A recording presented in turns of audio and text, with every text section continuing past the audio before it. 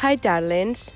Today is the 24th of August and the summer is coming to its end. This is your last chance to make a marathon of films with summer aesthetic, with sea, with French vibe, etc. etc. So I've decided to talk about 11 films, but I will be talking about 3 primarily, and the next 8 will be in the end, so it will be fast, like 1 sentence for each film.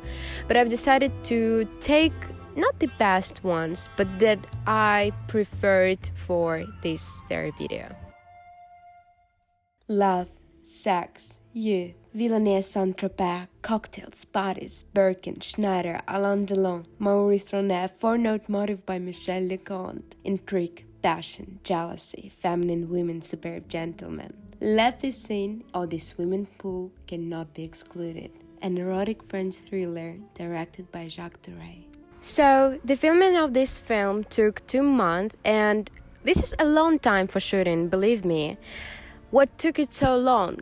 So, I didn't know it before I was watching the film, but they were shooting 2 versions simultaneously. So, they're shooting French, then they switch to English. If I'm being right, the English version has another ending or something like that, but they say that English version is not as good as French. Well, French is the language of love, isn't it? So, watch in French, please. The film was shot in 1968 and released in 1969. These are the years that may remind you of the French New Wave, the movement in cinema that started in the late 50s and 60s. What is interesting is that Jacques Deray was never considered as one of the French New Wave directors. He never was.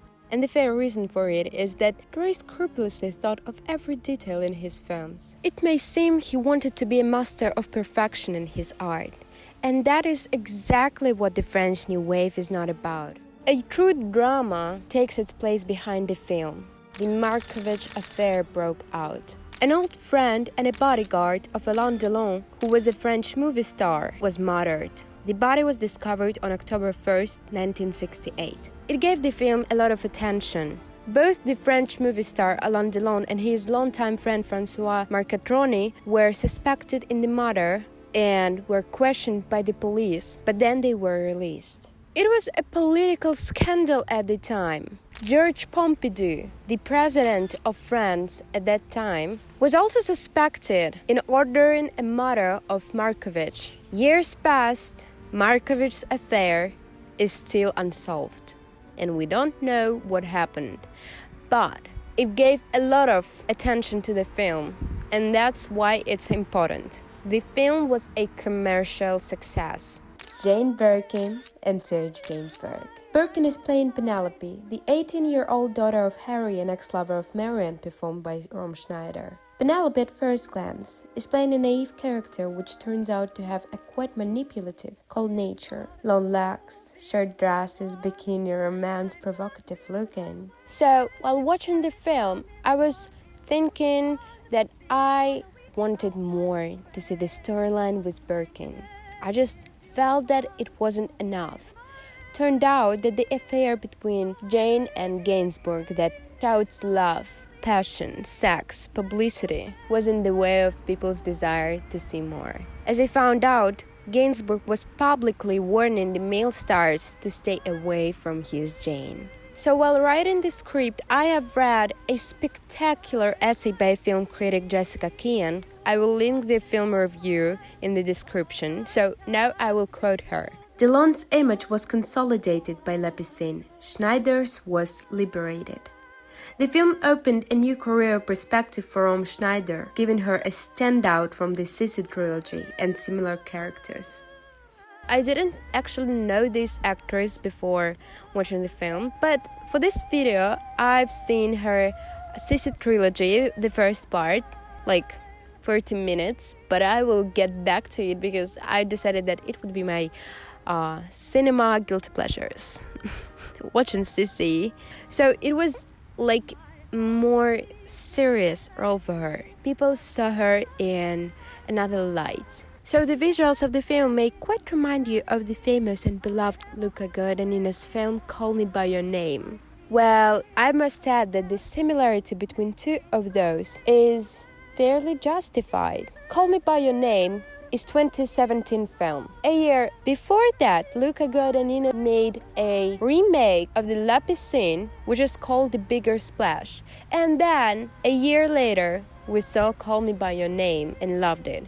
So Luca Guadagnino is very well aware of Jacques Deray's art. The incredibly beautiful shots are combined with an intriguing, exciting plot. A passionate couple, Marianne and Jean-Paul, are spending their summer in a villa near Saint-Tropez. From the first shot, we see that they are mad about each other. The phone rings.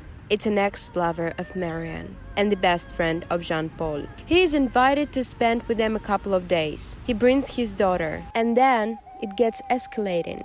The beloved swimming pool turns into a dirty, tragic murder story. The film is chic, provocative, and if you watch closely, deep.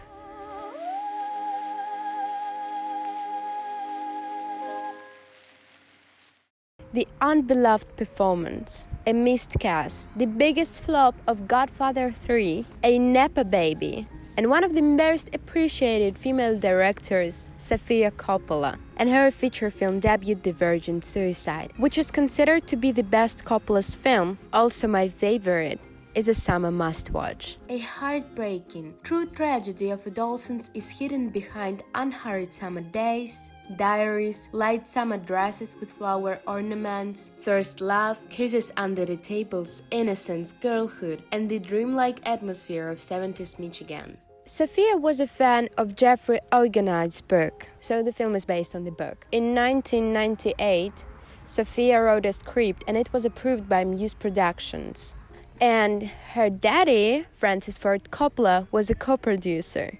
The film had its world premiere at the Cannes Film Festival in 1999. As it was the first Sofia's feature film, she once told about her experience with the Virgin Suicides and her decision to make a film. I really didn't know I wanted to be a director until I read the Virgin Suicides and saw so clearly how it had to be done. I immediately saw the central story as being about what distance and time and memory do to you, and about the extraordinary power of the unfathomable. Coppola introduces us right away to the youngest daughter of 5, 13-year-old Cecilia Lisbon. She's in the hospital. A doctor looks at her wrist, registering the suicide attempt, and the famous quote from the film. You're not even old enough to know how bad life gets. Obviously, Doctor. You've never been a 13-year-old girl.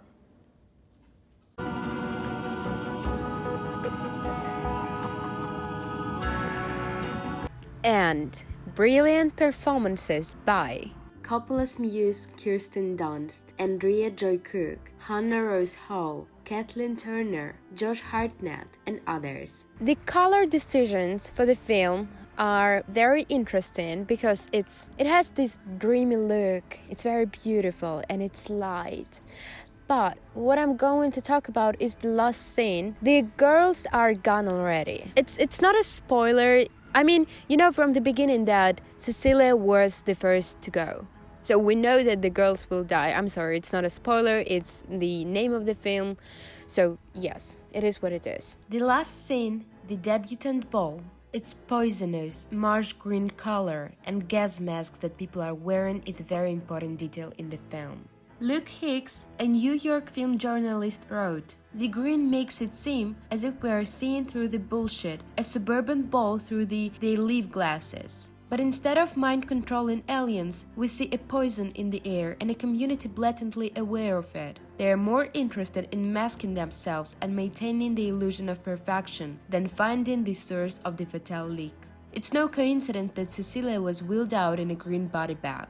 An outstanding score by the French electronic duo Air was specially composed for the film, and it couldn't be any more perfect. Sofia decided not to use the 17th hit, but rather a consistent soundtrack that will perfectly align with the atmosphere of the film. Heaven for Tumblr girls with its dreamy aesthetics and the tragic depth of adolescence, the film makes us, the audience, get back to the story again and again trying to find the answers, as the narrator tells us the story, reflecting on his old memories. And yet, we can never collect the puzzles. Observing the story from the boy's perspective, we are left in wonder. I could never get closer to answers. The ghosts remain a silent, tragic mystery in their existence. No one is allowed to look farther than a window. No one is allowed to ask rather than guess. And yet, the girls stay in our hearts forever.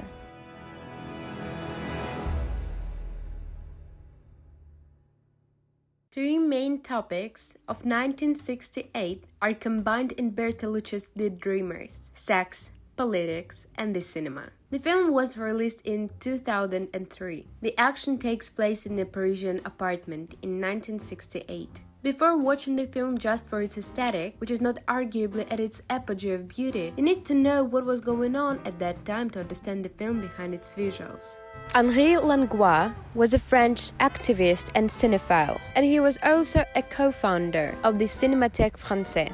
He was a very influential figure to those film critics and cinephiles who we would call the French New Wave directors. Officially, due to Langlois' mismanagement and inadequate housing of archived film stock, the state-supported Cinémathèque board replaced Langlois with Pierre Barbin. And then the numerous protests started. Even the Cannes Film Festival that year was involved in protests. The support was coming in telegrams from such directors as Alfred Hitchcock, Federico Fellini, Akira Kurosawa, and many, many more. That was a starting point of the well-known 68 May protests, involving general strikes, Molotov cocktails, and the occupation of universities and factories. Long story short, a French wave of doing things. Godard, Romer, Truffaut, Anna Karenina, Jean-Paul Belmondo, and many others are the main personas of the decade. The French New Wave shouts freedom. The young generation shares their love to cinema, smoking in a movie theater, and being involved in political long discussions. This is French New Wave. In the middle of everything are three main characters: twins Theo and Isabelle, performed by Louis Garrel and Eva Green, and Matthew, performed by Michael Pitt, an American exchange student who spends all his time at the Cinémathèque appreciating Bergman, Billy Wilder, Godard, Robert Bresson, and many more. These are the children of cinema in all its ways. Isabelle once said to Matthew, "I entered this world on Champs-Élysées in 1959, and my very first words were, New York Herald Tribune, New York Herald Tribune, New York Herald Tribune, New York Herald Tribune, New York Herald Tribune, New York Herald Tribune." Est-ce que tu m'accompagnes, Harold?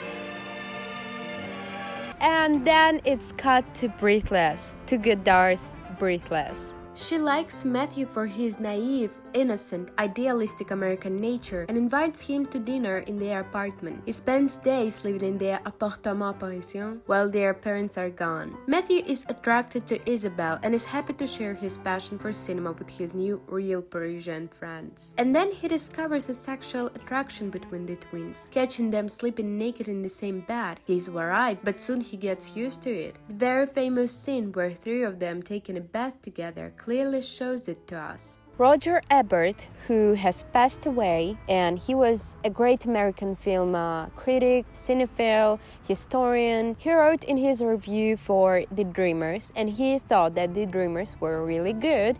And I also think that The Dreamers are a bit underrated because of this nudity, etc., etc. I don't know why. So he wrote, "Matthew is sometimes a little drunk, sometimes high, sometimes driven by lust, but at the bottom he knows this is wrong, and his more conventional values set up the ending of the film, in which sex and the cinema are engines, but politics is the train." They breathe and live the cinema, playing a game where you have to guess the film by a certain scene, perfectly repeated by the main characters. If you do not, a punishment waits for you. I would talk more about it if I wanted to spoil every sex-related scene, and there is a lot of sex. And I don't want to spoil it to you, so another time. Bertolucci once shocked the audience in his last Tango in Paris, and this time it's The Dreamers. And The Dreamers is the film that is considered to be the most sexually explicit one. Once again, sex, politics, and the cinema. They are dreaming, making love, drinking wine, and talking about cinema and politics throughout the whole film, until reality enters and breaks the claustrophobic feel of the apartment as a stone is thrown at the apartment's window. Eva Green reflects to her character in an interview at the London Film Festival under the name Confessions of a Nervous Muse. Eva Green, interviewed. Quote, she talks in the interview about controversial topics, which are sex, nudity, and her partners on screen. And then she talks about Jake Gyllenhaal's replacement with Michael Pitt. It would be really bad for his career because in America I think they are very, very Puritan, and if you're doing a scene with frontal nudity, then people will think that you're a pornographic actor or something. It's really weird. I don't really understand the mindset. I think they're crazy. It's paradoxical because you can watch movies with a lot of violence in it, and then naked people, it's impossible. So that was her first film, and everyone predicted that she would commit a career suicide taking the role, which she did not.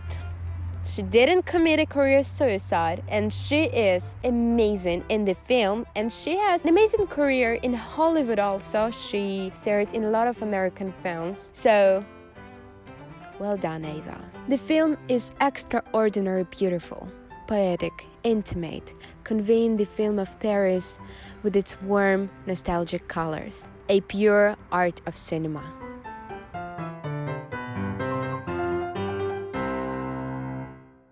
Before Sunrise, Before Sunset, and Before Midnight Trilogy. A great love story told in 3 films and a tremendous amount of good dialogue.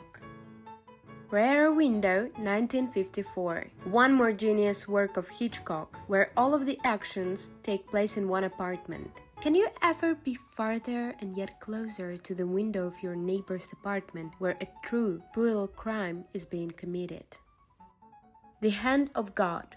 Sorrentino's reflection on his teenage years, his loss, and the formation of one of the greatest Italian directors taking place in Naples. One of the most beautiful films out there. It's full of Italians, Fellini, wine, and the legend of football, Diego Maradona. The Great Beauty, another Sorrentino's film. The name speaks for itself. Numerous tries to answer the philosophical questions in life, searching for the great meaning in life mixed up with the most beautiful shots, music, and Italian mentality. Singing in the Rain, Hollywood at its peak. The film that stands behind the abrupt change between silent films and the new technology, the microphone, that gave us all the sound in films. The classic that has to be watched by everyone and that can never be praised enough. Some Like It Hot, 1959. A Billy Wilder's crime comedy with Marilyn Monroe, Tony Curtis, and Jack Lemmon will make you laugh enjoying the company of the main characters and unbelievably good storytelling. So, me and my friend, we decided to make this beautiful picnic to make this video, and she's behind the scenes there. It's very beautiful, but I hope that you you weren't disturbed by flies that on the ham, because I was, and I won't eat it now. I hope that you would watch the films and you will have a great time with the art of cinema. So, bye darlings.